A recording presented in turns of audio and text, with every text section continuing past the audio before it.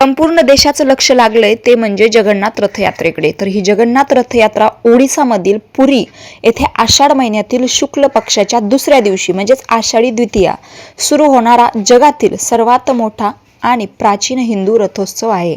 या भव्य उत्सवात भगवान जगन्नाथ म्हणजे श्रीकृष्ण, त्यांचे बंधू बलभद्र आणि बहीण सुभद्रा यांचे 3 स्वतंत्र भव्य रथ भाविकांकडून ओढले जातात। भारतातील 4 पवित्र तीर्थांपैकी एक असलेल्या पुरीच्या 800 वर्ष जुन्या मुख्य मंदिरात योगेश्वर श्री कृष्ण जगन्नाथाच्या रूपात विराजमान आहेत। यासोबतच बलभद्र आणि सुभद्राही येथे आहेत। रथयात्रेचा इतिहास असा की पौराणिक कथेनुसार राजा इंद्रद्युम्नने शबरा राजाकडून भगवान जगन्नाथ यांना येथे आणले होते आणि त्यांनीच मूळ मंदिर बांधले होते, जे नंतर नष्ट झाले। हे मूळ मंदिर कधी बांधले आणि कधी नष्ट झाले याबद्दल काहीही स्पष्ट नाही।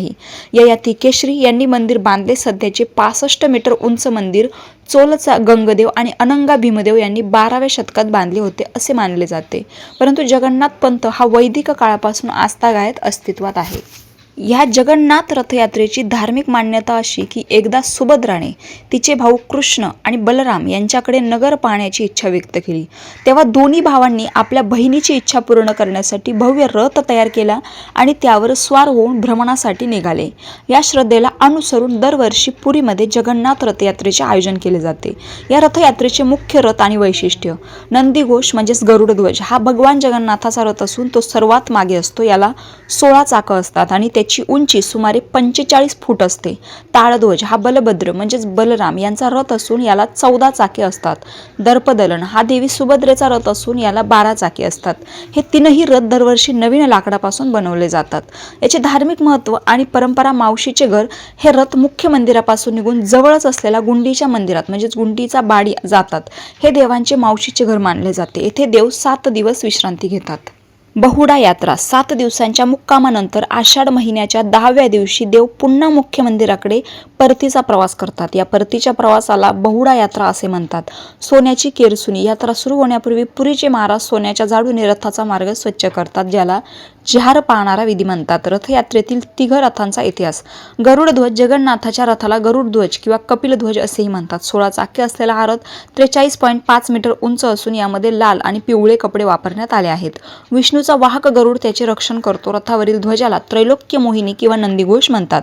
तलध्वज बलरामाचा रथ तलध्वज म्हणून ओळखला जातो। हा रथ 13.2 मीटर उंच असून त्याला 14 चाके आहेत। हे लाल हिरवे कापड आणि लाकडाचे 763 तुकड्यांनी बनवलेले आहे। रथाचे रक्षक वासुदेव आणि सारथी माताली आहेत। तिब्रा, घोरा, दीर्घशर्मा आणि स्वर्णव हे त्यांचे घोडे। ज्या दोरीने रथ ओढला जातो त्याला वासुकी म्हणतात। पद्मध्वज किंवा दर्पदालन सुभद्राच्या रथाला पद्मध्वज म्हणतात। हा 12.9 मीटर उंच 12 चाकांचा रथ असून रथासाठी लाल काळ्या कापडासह 593 लाकडाचे तुकडे वापरण्यात आले आहेत। रथाचा रक्षक जयदुर्गा आणि सारथी अर्जुन आहे।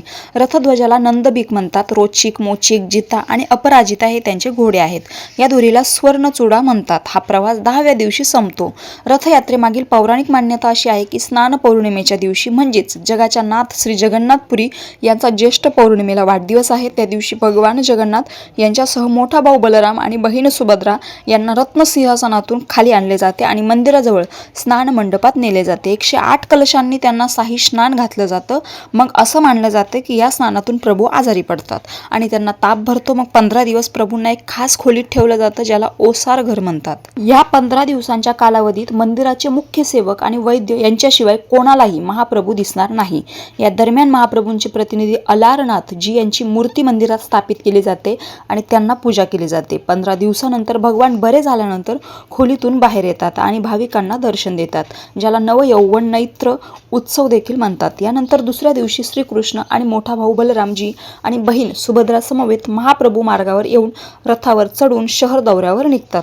जगप्रसिद्ध जगन्नाथ रथयात्रेचे वैभव आणि सौंदर्य पाहण्यासारखे आहे। भगवान जगन्नाथाच्या रथयात्रेशी संबंधित खास गोष्टी जाणून घ्या। 1. पुरीच्या रथयात्रेसाठी बलराम, श्रीकृष्ण आणि देवी सुभद्रेसाठी 3 वेगवेगळे रथ तयार केले जाते। रथयात्रेमध्ये सर्वात पुढे बलरामाचे रथ, मध्यभागी सुभद्रेचे रथ आणि सर्वात मागे भगवान जगन्नाथ श्रीकृष्णाचे रथ असतात। ते त्यांच्या रंगाने आणि उंचीवरून ओळखलं जातं। 2. बलरामाच्या रथाला तालध्वज म्हणतात. याचा रंग लाल आणि हिरवा असतो. देवी सुभद्राच्या रथाला दर्पदलन किंवा पद्मरथ म्हणतात. हे काळे किंवा निळ्या आणि लाल रंगाचे असतात. भगवान जगन्नाथाच्या रथाला नंदीघोष किंवा गरुडध्वज म्हणतात. याचा रंग लाल आणि पिवळा असतो. 3. भगवान जगन्नाथाचे नंदीघोष रथ 45.6 फूट उंच, बलरामाचे तालध्वज रथ 45 फूट उंच आणि देवी सुभद्रेचे दर्पदलन रथ 44.6 फूट उंचीचे आहे. 4. सर्व रथ कडुलिंबाच्या पवित्र आणि परिपक्व लाकडापासून बनवले जातात, ज्याला दारू म्हणतात. यासाठी कडुलिंबाच्या निरोगी आणि शुभ झाडाची ओळख केली जाते. यासाठी जगन्नाथ देवळाची एक विशेष समिती बनवण्यात येते.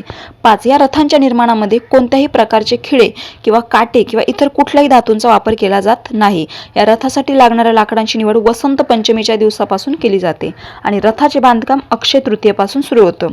6. हे तिन्ही रथ तयार झाल्यावर छार पाहणारा नावाचा विधी करण्यात येतो. त्या अंतर्गत पुरीचे राजा गणपती पालखीमध्ये येतात आणि तिन्ही रथाची विधिविधानाने पूजा करतात आणि सोन्याच्या केरसुणीने रथ, मंडप आणि मार्ग स्वच्छ केला जातो. 7. आषाढ महिन्याच्या शुक्ल पक्षाच्या द्वितीय तिथीला रथयात्रा सुरू होते. ढोल, ताशे, रणशिंग आणि शंखांच्या आवाजात भाविक या रथाला ओढतात. असे म्हणतात की जे या रथाला ओढतात ते भाग्यवंत समजले जातात. 8. जगन्नाथ देवळापासून रथयात्रा सुरू होऊन पुरी शहरातून होत रथ गुंडीच्या देवळात पोहोचतात. इथे भगवान जगन्नाथ, बलभद्र आणि सुभद्रा 7 दिवस विश्रांती घेतात. गुंडीच्या देवळामध्ये भगवान जगन्नाथाच्या दर्शनाला आडप दर्शन म्हटलं जातं. 9. गुंडीच्या देवळाला गुंडीची बांडी देखील म्हणतात. हे देवांच्या मावशीचे घर आहे. या देवळाच्या विषयी आख्यायिका आहे की येथेच देव शिल्पी विश्वकर्मांनी भगवान जगन्नाथ, बलभद्र आणि देवीच्या मूर्ती तयार केल्या. 10. आषाढ महिन्यातील 10व्या दिवशी सर्व रथ परत देवळाकडे परतीचा प्रवास करतात. रथांच्या परतीच्या प्रवासाला विधीला बहुडा म्हणजेच बहुनाथ यात्रा असेही म्हणतात. रामकृष्ण हरी.